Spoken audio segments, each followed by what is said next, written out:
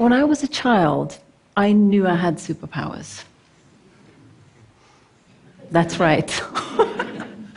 I thought I was absolutely amazing because I could understand and relate to the feelings of brown people, like my grandfather, a conservative Muslim guy, and also I could understand my Afghan mother, my Pakistani father, not so religious, but laid back, fairly liberal. And of course, I could understand and relate to the feelings of white people, the white Norwegians of my country. You know, white, brown, whatever, I love them all. I understood them all, even if they didn't always understand each other. They were all my people. My father, though, was always really worried. He kept saying that even with the best education, I was not going to get a fair shake. I would still face discrimination, according to him, and that the only way to be accepted by white people would be to become famous. Now, mind you, he had this conversation with me when I was 7 years old. So while I'm 7 years old, he said, look, so it's either got to be sports or it's got to be music. He didn't know anything about sports, bless him, so it was music. So when I was 7 years old, he gathered all my toys, all my dolls, and he threw them all away. In exchange, he gave me a crappy little Casio keyboard and yeah, and singing lessons, and he forced me basically to practice for hours and hours every single day. Very quickly, he also had me performing for larger and larger audiences, and bizarrely, I became almost a kind of poster child for Norwegian multiculturalism. I felt very proud, of course, because even the newspapers at this point were starting to write nice things about brown people, so I could feel that my superpower was growing. So when I was 12 years old, walking home from school, I took a little detour because I wanted to buy my favorite sweets called Salty Feet. I know they sound kind of awful, but I absolutely love them. They're basically these little salty licorice bits in the shape of feet. And now that I say it out loud, I realize how kind of terrible that sounds. But be that as it may, I absolutely love them. So on my way into the store, there was this grown white guy in the doorway, blocking my way. So I tried to walk around him. And as I did that, he stopped me, and he was staring at me. And he spit in my face, and he said, get out of my way, you little black bitch, you little packy bitch, go back home where you came from. I was absolutely horrified. I was staring at him. I was too afraid to wipe the spit off my face, even as it was mixing with my tears. I remember looking around, hoping that any minute now, a grown-up is going to come and make this guy stop. But instead, people kept hurrying past me and pretended not to see me. I was very confused because I was thinking, well, my white people, come on, where are they? What's going on? How come they're not coming and rescuing me? So needless to say, I didn't buy the sweets. I just ran home as fast as I could. Things were still okay, though, I thought. As time went on, the more successful I became, I eventually started also attracting harassment from brown people. Some men in my parents' community felt that it was unacceptable and dishonorable for a woman to be involved in music and to be so present in the media. So very quickly, I was starting to become attacked at my own concerts. I remember one of the concerts, I was on stage, I leaned in to the audience, and the last thing I see is a young brown face, and the next thing I know is some sort of chemical is thrown in my eyes. And I remember I couldn't really see, and my eyes were watering, but I kept singing anyway.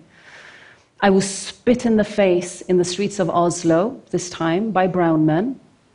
They even tried to kidnap me at one point.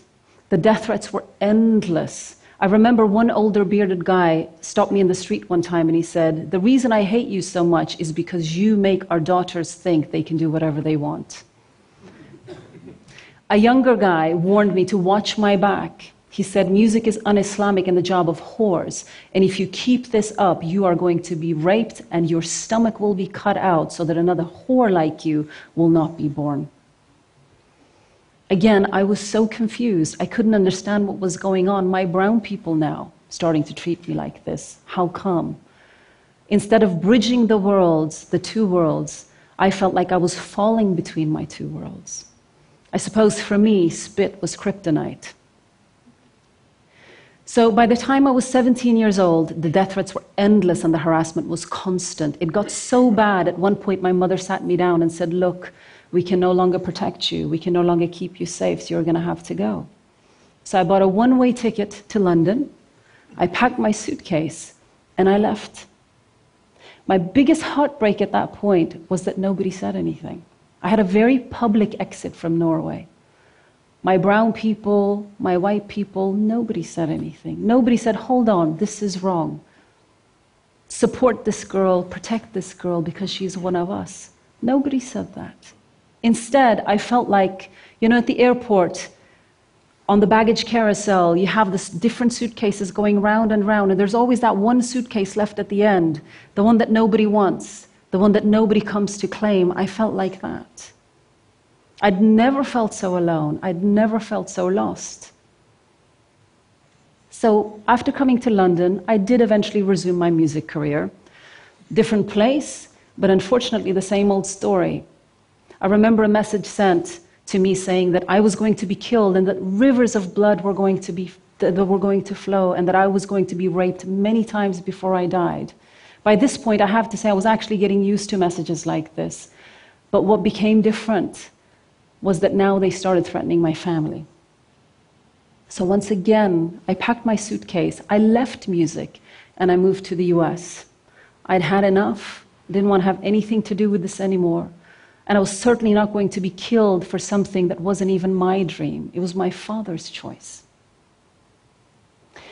So I kind of got lost. I kind of fell apart. But I decided that what I wanted to do is to spend the next however many years of my life supporting young people and to try to be there in some small way, whatever way that I could. So I started volunteering for various organizations that were working with young Muslims inside of Europe. And to my surprise, what I found was so many of these young people were suffering and struggling. They were facing so many problems with their families and their communities who seemed to care more about their honor and their reputation than the happiness and the lives of their own kids. I started feeling like maybe I wasn't so alone, maybe I wasn't so weird. Maybe there are more of my people out there. The thing is, what most people don't understand is that there are so many of us growing up in Europe who are not free to be ourselves.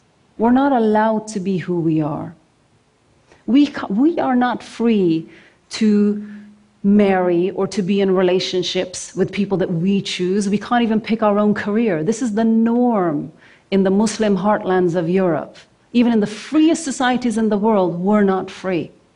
Our lives, our dreams, our future does not belong to us. It belongs to our parents and their community.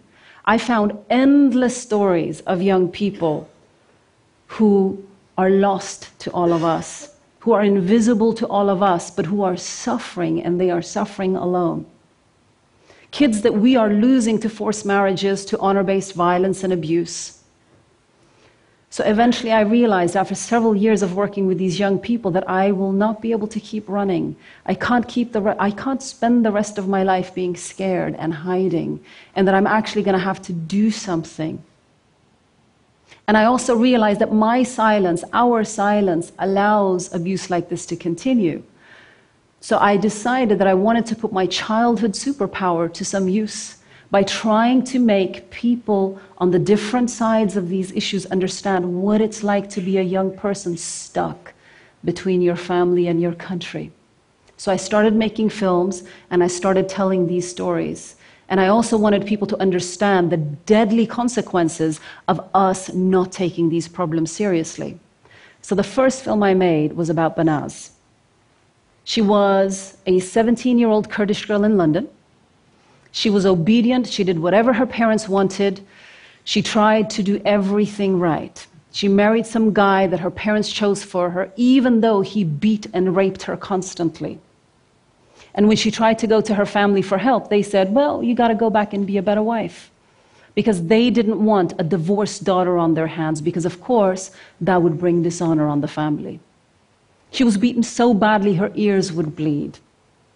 And when she finally left, and she found a young man that she chose and she fell in love with, the community and the family found out, and she disappeared.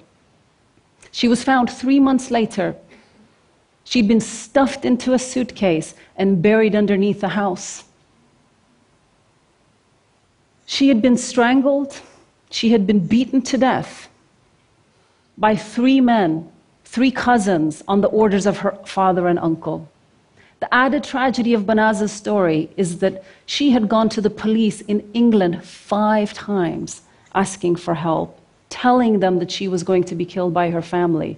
The police didn't believe her, so they didn't do anything. And the problem with this is that not only are so many of our kids facing these problems within their families and within their families' communities, but they're also meeting misunderstandings and the apathy in the countries that they grow up in. When their own families betray them, they look to the rest of us. And when we don't understand, we lose them. So, while I was making this film, several people said to me, well, Deeyah, this is just their culture. This is just what those people do to their kids, and we can't really interfere. I can assure you, being murdered is not my culture. And surely people who look like me, young women who come from backgrounds like me, should be subject to the same rights, the same protections as anybody else in our country. Why not? So, for my next film, I wanted to try and understand why some of our young Muslim kids in Europe are drawn to extremism and violence. But with that topic, I also recognized that I was going to have to face my worst fear: the brown men with beards. The same men that had been, or similar men, to the ones that have hounded me for most of my life. Men that I've been afraid of most of my life. Men that I've also deeply disliked for many, many years. So I spent the next 2 years interviewing convicted terrorists, jihadis, and former extremists. What I already knew, what was very obvious already, was that religion, politics, Europe's colonial baggage, also, Western foreign policy failures of recent years, were all a part of the picture. But what I was more interested in finding out was what are the personal reasons why some of our young people are susceptible to groups like this. And what really surprised me was that I found wounded human beings. Instead of the monsters that I was looking for, that I was hoping to find, quite frankly, because it would have been very satisfying, I found broken people. Just like Banaz, I found that these young men were torn apart from trying to bridge the gaps between their families and the countries that they were born in. And what I also learned is that extremist groups, terrorist groups, are taking advantage of these feelings of our young people and channeling that, cynically channeling that towards violence. Come to us, they say. Reject both sides, your family and your country, because they reject you. For your family, their honor is more important than you. And for your country, a real Norwegian Brit or a French person will always be white and never you. They're also promising our young people the things that they crave: significance, heroism, a sense of belonging and purpose, a community that loves and accepts them. They make the powerless feel powerful, the invisible and the silent are finally seen and heard. This is what they're doing for our young people. Why are these groups doing this for our young people and not us? The thing is, I'm not trying to justify or excuse any of the violence. What I am trying to say is that we have to understand why some of our young people are attracted to this. I would like to also show you, actually, these are childhood photos of some of the guys in the film. What really struck me is that so many of them, I never would have thought this, but so many of them have absent or abusive fathers. And several of these young guys ended up finding caring and compassionate father figures within these extremist groups. I also found men brutalized by racist violence, but who found a way to stop feeling like victims by becoming violent themselves. In fact, I found something, to my horror, that I recognized. I found the same feelings that I felt as a 17-year-old as I fled from Norway. The same confusion, the same sorrow, the same feeling of being betrayed and not belonging to anyone. Same feeling of being lost and torn between cultures. Having said that, I did not choose destruction. I chose to pick up a camera instead of a gun. And the reason I did that is because of my superpower. I could see that understanding is the answer instead of violence. Seeing human beings with all their virtues and all their flaws, instead of continuing the caricatures, the us and them, the villains and victims. I'd also finally come to terms with the fact that my two cultures didn't have to be on a collision course, but instead became a space where I found my own voice. I stopped feeling like I had to pick a side. But this took me many, many years. There are so many of our young people today who are struggling with these same issues, and they're struggling with this alone. And this leaves them open like wounds. And for some, the worldview of radical Islam becomes the infection that festers in these open wounds. There's an African proverb that says, if the young are not initiated into the village, they will burn it down just to feel its warmth. I would like to ask to Muslim parents and Muslim communities, will you love and care for your children without forcing them to meet your expectations? Can you choose them instead of your honor? Can you understand why they're so angry and alienated when you put your honor before their happiness? Can you try to be a friend to your child so that they can trust you and want to share with you their experiences rather than having to seek it somewhere else? And to our young people tempted by extremism, can you acknowledge that your rage is fueled by pain? Will you find the strength to resist those cynical old men who want to use your blood for their own profits? Can you find a way to live? Can you see that the sweetest revenge is for you to live a happy, full, and free life, a life defined by you and nobody else? Why do you want to become just another dead Muslim kid? And for the rest of us, when will we start listening to our young people? How can we support them in redirecting their pain into something more constructive? They think we don't like them. They think we don't care what happens to them. They think we don't accept them. Can we find a way to make them feel differently? What will it take for us to see them and notice them before they become either the victims or the perpetrators of violence? Can we make ourselves care about them and consider them to be our own, and not just be outraged when the victims of violence look like ourselves? Can we find a way to reject hatred and heal the divisions between us? The thing is, we cannot afford to give up on each other or on our kids, even if they've given up on us. We are all in this together. And in the long term, revenge and violence will not work against extremists.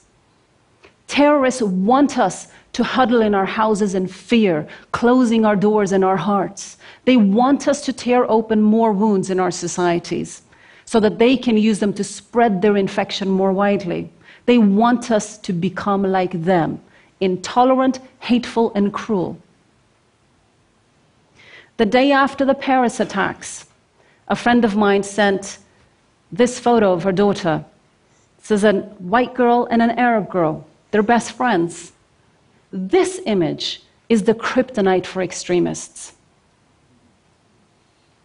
These two little girls, with their superpowers, are showing the way forward towards a society that we need to build together. A society that includes and supports rather than rejects our kids. Thank you for listening.